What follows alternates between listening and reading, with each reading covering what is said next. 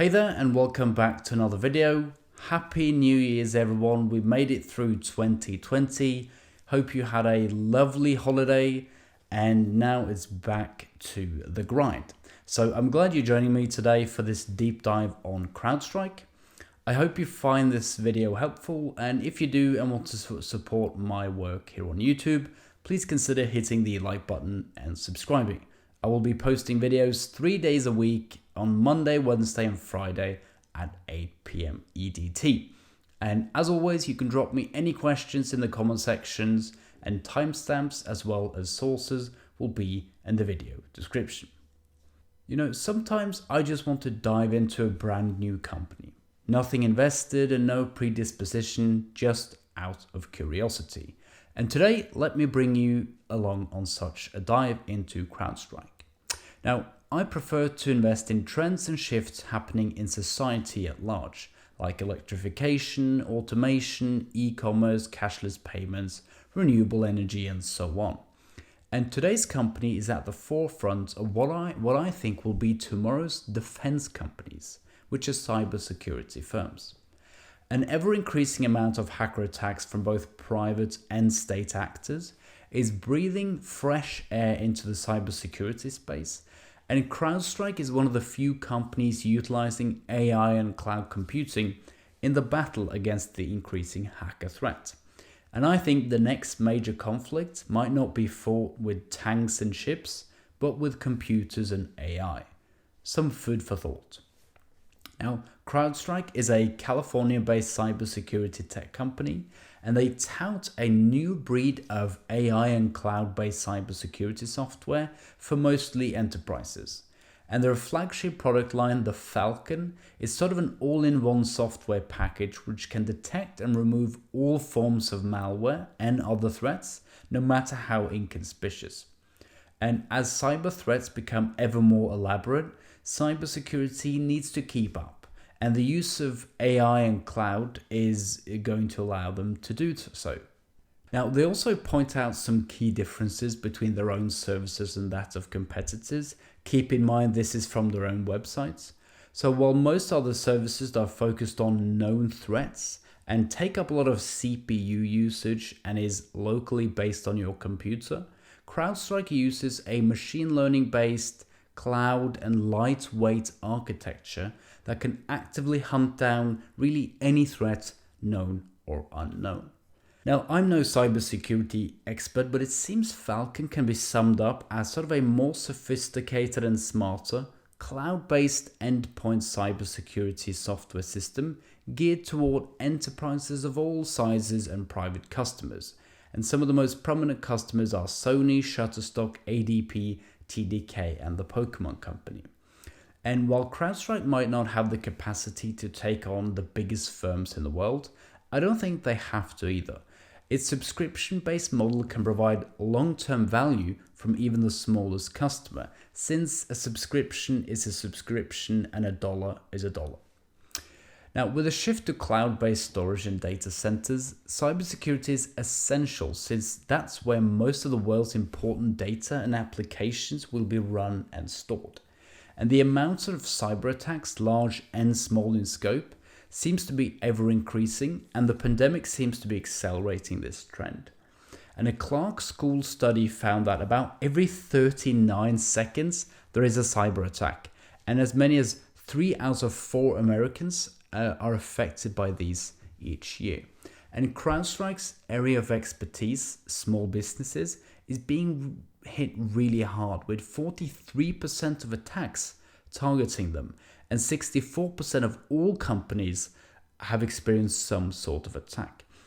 And during the COVID pandemic, reported cybercrimes have increased 300%. So I highly encourage you to check out the article actually by Devon Milkovich over at Cybint, where I got most of these stats. Now, alongside a need for cybersecurity, shares of companies providing it are also doing quite well. And the Hack ETF has seen a steady climb with a gain of almost 200% since 2016.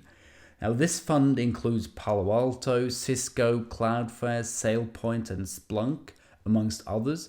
And CrowdStrike is curiously all the way down at 23rd of the holdings, but is nonetheless the company that caught my attention at least.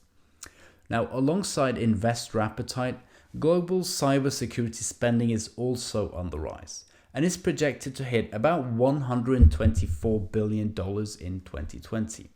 Now, this, of course, pales when compared to conventional defense spending, which currently sits at 1.9 trillion. So, if the next war is truly to be fought out in cyberspace, the world's superpowers have some catching up to do. Now, another cool thing about cybersecurity is that prices spike whenever there's a major security breach. And as recently as December 2020, CrowdStrike managed to halt a suspected Russian hacker attack in its track, resulting in what must be like the best PR possible. It's as if one soldier survived a major battle, and the only difference was the brand of bulletproof vest he was wearing.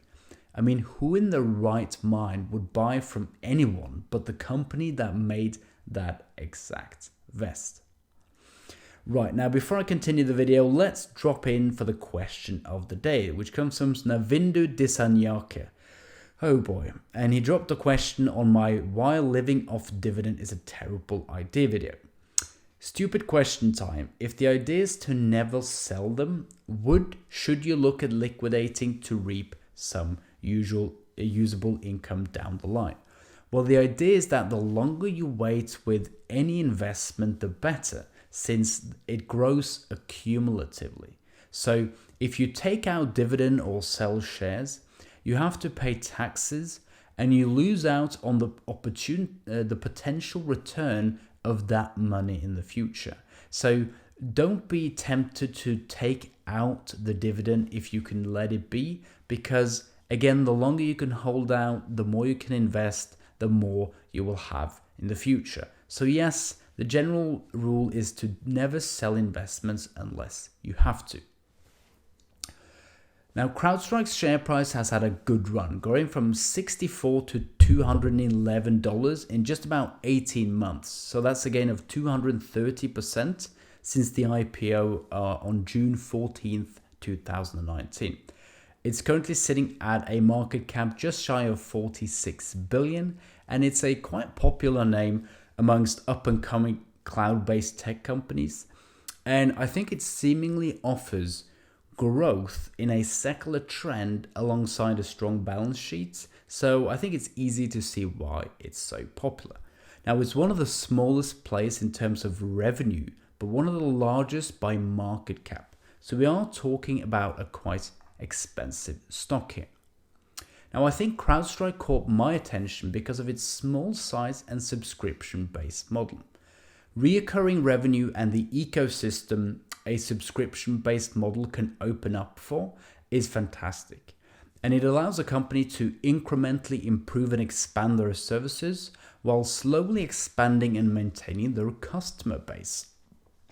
And in this subscription, you can choose between Falcon Pro, Enterprise, and Falcon Premium for $8.99, $15.99, and $18.99 a month respectively. And of course, big enterprises will probably get some sort of tailored package scaled to meet its needs. Now, it seems this model is working really well, and although we only have 12 quarters of revenue to go by, we can clearly make out a strong trend here, going from 47 to 234 million in just 3 years. So that's a 400% increase without a single quarter revenue decline or flattening growth.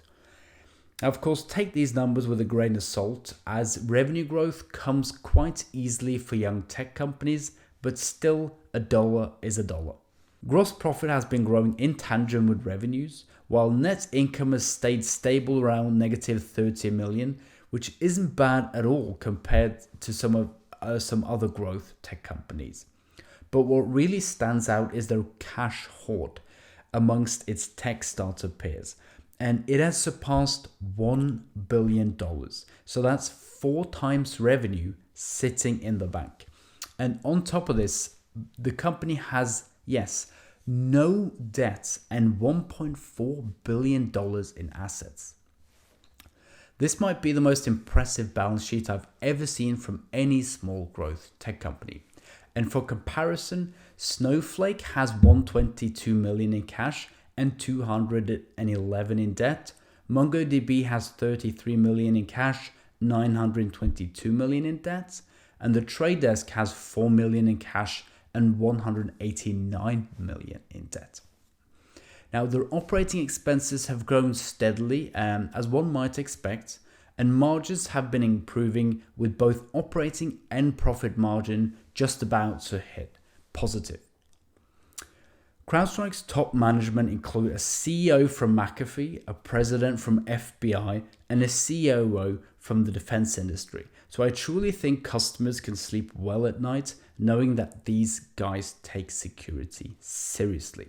And overall, the team seems to have extensive experience from cybersecurity firms, both from the government and private sector. And in a small niche company like CrowdStrike, I personally think that the top management of CEO, CIO, COO, and CTO should probably be industry people, since the company really lives and breathes cybersecurity.